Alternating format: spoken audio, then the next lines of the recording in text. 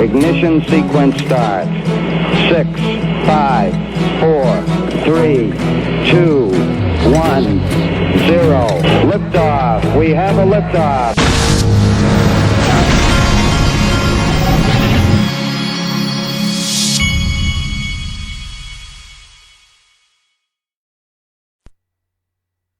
Hey everybody, this is the Digital Asset Investor, and I was not going to make a video today, but I started to see some green enter XRP, and let me do a little refresh here. Let's see what we've got. The market is up to 341 billion today, and that's I don't know how much it's jumped in the last 24 hours because I haven't been paying that close of attention, but every once in a while when I look down and something has significantly changed on my phone, then I'll pay attention. And here we've got XRP. It looks like it's wanting to touch 25 cents again, and it is going just out of nowhere, just kind of went straight up. So we're up almost 6% on the day. That's pretty cool. So as long as I'm here and as long as we were seeing the green, I pulled a few things I was going to go over that I think I had missed or haven't covered yet. First is that from XRP Crypto, Ripple will launch a trading platform to provide real-time access to the crypto markets. They also mention on-demand liquidity in the job advertisement, which implies that the trading platform may be connected to the XRP-powered remittance technology. Now, as I recall, and don't quote me, the engineering team that they have that is working on this, I want to say that they were in like Iceland. I'm almost positive that they were out of like Iceland or New Zealand. It was something like that. But that was, I want to say that's the engineering team that is working on this. I will go back and see if I can look into that further. But this is definitely going to be something exciting. All right. What do we have here? Is the internet cooperating with me today? I don't know. XRP Crypto, and by the way, my Auburn Tigers stunk up the joint against the Georgia Bulldogs. It was downright embarrassing. It is going to be, luckily the year is shortened this year because I'm afraid we are going to have ourselves a long football season because it's going to be painful to watch unless they just, unless it was a fluke last night, which I don't think it is. I think we got a problem. I think Gus Malzahn, it might be time to go. Okay, enough on that. XRP Crypto, SEC chairman is open to a crypto exchange traded fund. It would be a tokenized stock that represents an index. Jay Clayton said it may very well be the case that stocks all become tokenized. I think I covered some of his commentary, but not this ETF part. I don't remember covering that. Okay, now this is something that I saw today, and I was like, this is something I've been wondering. Of all the industries that have been killed by the current events, the movie theater business, think about that one. How would you like to own a movie theater? There is literally nobody going to a movie theater right now, and hasn't been for months and months and months. It's like that entire industry is about to be taken out. Unbelievable how something like this, as crazy as this is, just all of a sudden can take out an entire industry. But in this case, it says here more than 30,000 jobs affected by this Cineworld that's going to shut down in the UK and the US. Tell you what, we live in some crazy times. That's all I've got to say. Let's see what we have here. Michael at VAL5 links, he is right. We're screwed. The debt of the federal government topped $27 trillion for the first time on Thursday, October 1st, when it climbed from an opening balance of $26.9 trillion to a closing balance of over $27 trillion. And I can't tell that anybody is doing anything about any of this, folks. I don't know if you can.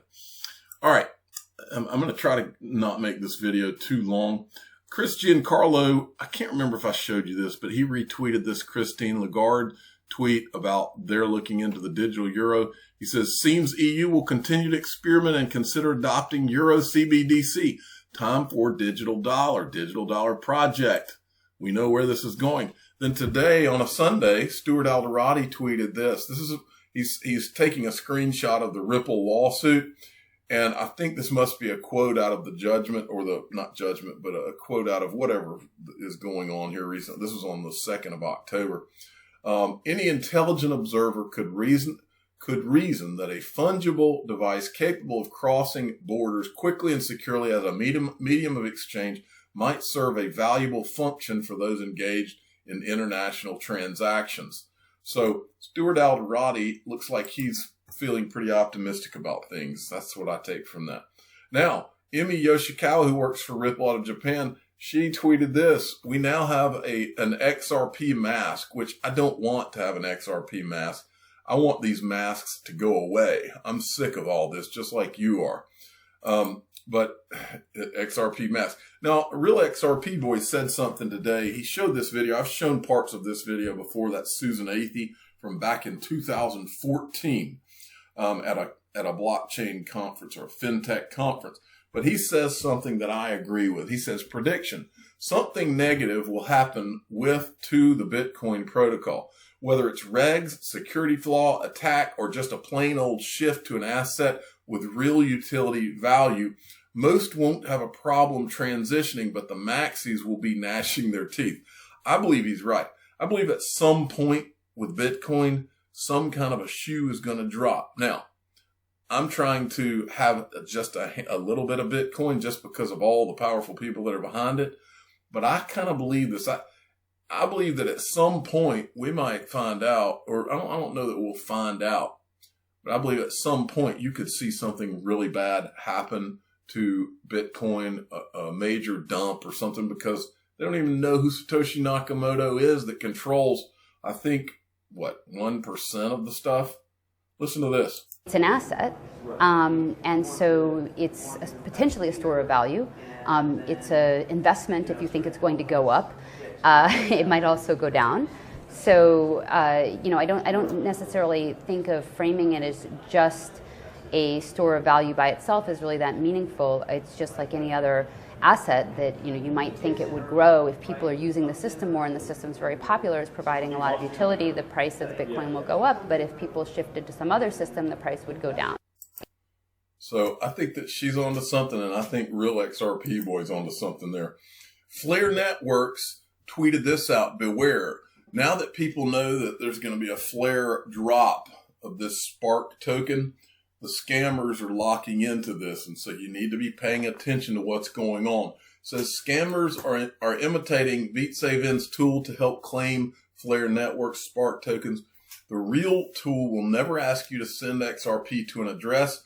Do never trust any tools, airdrops, giveaways that ask you to send money or enter secret keys of any kind. And they're showing some of his warnings there. All right. This is interesting right here. Do you remember, before I show you this, I want you to remember, I'm not going to play the whole thing, but this is the Ripple commercial that I've played for you before. Watch this section and I'll show you. We've heard Ripple and the people at Stellar 1,000 times talk about financial inclusion. They're trying to bank the unbanked, and they're referring to people that are out in the middle of nowhere in many cases.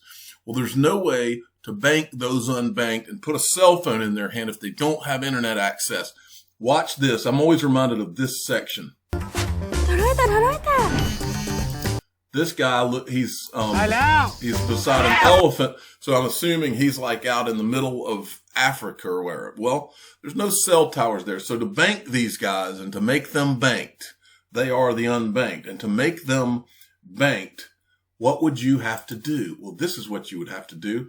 This is from a guy named Michael Sheets. Washington's emergency response team is working with SpaceX to bring satellite internet to places devastated by recent wildfires. I spoke to the team's telecom lead who is deploying 7 Starlink terminals. His review, it's amazing. And this is that's a Starlink satellite. This is the world we're entering. I'm so fascinated by it. These little satellites is what you and I are going to be leasing or buying or whatever. And we're going to have these, and we're going to be beaming our internet up to these low orbit satellites that SpaceX is putting up there. That's where this is going. And they're showing you that this is happening right now where these fires have devastated these areas. He says, Richard Hall, the emergency telecommunications leader of the Washington State Military Department's IT division, I have never set up any tactical satellite equipment that has been a quick setup anywhere near as reliable. And then he goes on. Hall said it takes 5 to 10 minutes to set up and connect a Starlink terminal. And he saw latency speeds consistently below 30 milliseconds using the networks to connect families and more. Starlink changes the game as far as what's available. SpaceX is allowing Hall's team to use the Starlink terminals for free, with Hall saying there has been no fee structure quoted yet for service. If we want them long term, then we will have to come back to the table and talk about it. But I thought this was just a really interesting development here. Now, this was interesting right here too, for 2 reasons. Out of nowhere, Brad Garlinghouse sends a birthday wish to this guy. I don't even know who this guy is. D Earthshaker, aka Luke Thomas. So I'm assuming that Brad Garlinghouse knows this Luke Thomas guy somehow, but here's his birthday wish to the guy. Hey, Luke, it's Brad Garlinghouse. Your friend Cecil reached out and mentioned you had a birthday coming up here. I hope your wife and your daughters are taking good care of you and celebrating in style.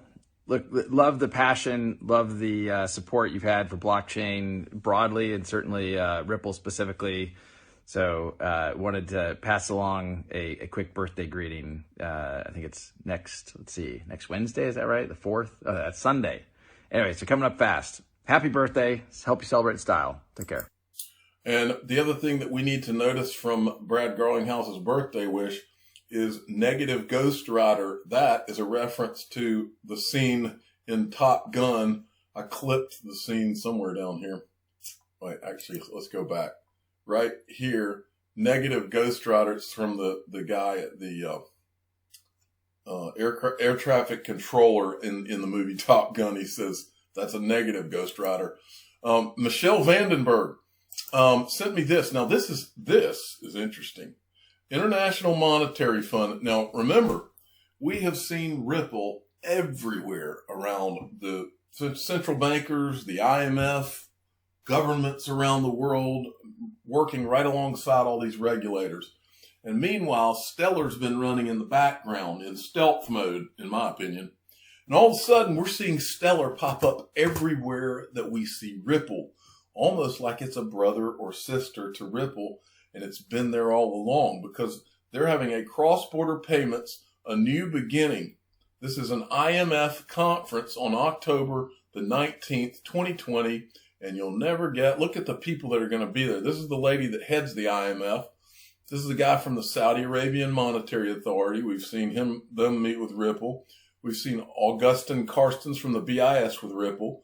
Jerome Powell, I don't think is allowed to pretend to be with Ripple, but we've seen them on the Federal Reserve Task Force, the Faster Payments Task Force.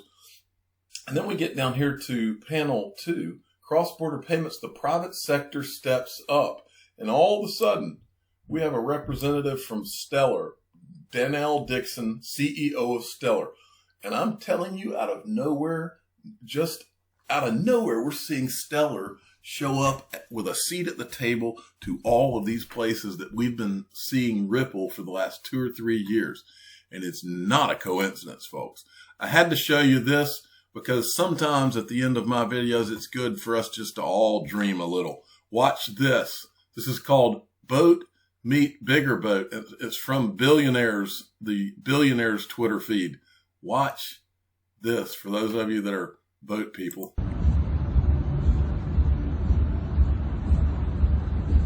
Man, does that look fun? Wow. I mean, that is so cool. I like how these things have the lights underneath them like that. How cool is that? I'm the digital asset investor. I'm not an investment advisor. This is for entertainment purposes only. Please subscribe and hit the like button and tell your friends and family that the digital asset investor is about to make hamburgers on the grill. Thank you for listening. Every day, billions of people around the world are mocked, ridiculed, laughed at, and embarrassed by their friends, family, and even strangers. These people go through their days knowing there are secrets being kept from them. They hear the faint whispers behind closed doors. The information and knowledge is held very close and only shared with others who were fortunate enough to find out. Feeling lost, rejected and ostracized, these people give up, never finding out what digital assets the digital asset investor holds. But there is hope. Join the free Digital Asset Investor email newsletter and find out what digital assets he owns each month, including investments he's considering. Click the link in the description of this video or go to digitalassetinvestornewsletter.com. Put an end to your days of gloom and depression. Join the greatest free digital asset email newsletter ever created.